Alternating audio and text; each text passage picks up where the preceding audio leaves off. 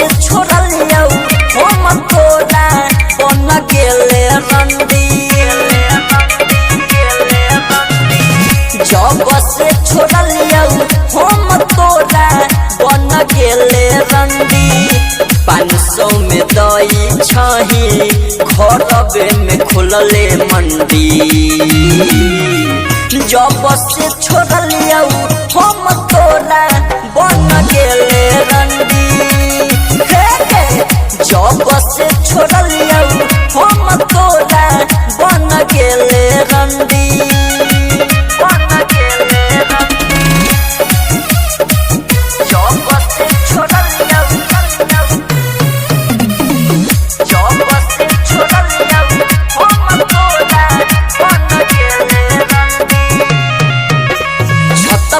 गहकी बोलाबै छे ओकर से खूब मराबै छे। केहू से नहीं बताबै छे चुपे चोरी सोबर के बोलाबै छे।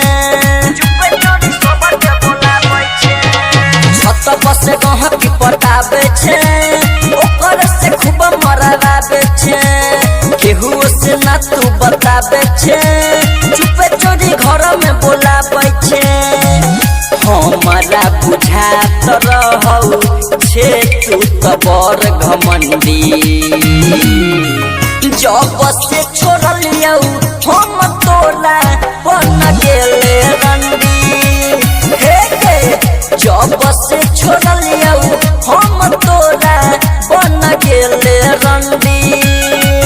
जब से छोड़लियौ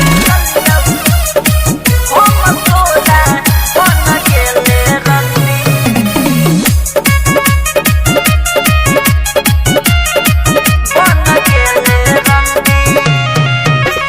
लागै छौ न तोरा शरम गे पड़ै छे खूब कुकरम गे। माटी में देले मिलाई तू लइकी वाला धरम गे। लागै छौ न तोरा शरम गे पड़ै छे खूब कुकरम गे। माटी में देले मिलाई तू लइकी वाला धरम गे। पीके परदेसी कहौ कहियो न लगतौ ठंडी। जब से छोड़लियौ हम तोरा बन गेले रंडी। जब से छोड़लियौ हम तोरा बन गेले रंडी। स्वागत है आवापुर पुपड़ी सीतामढ़ी।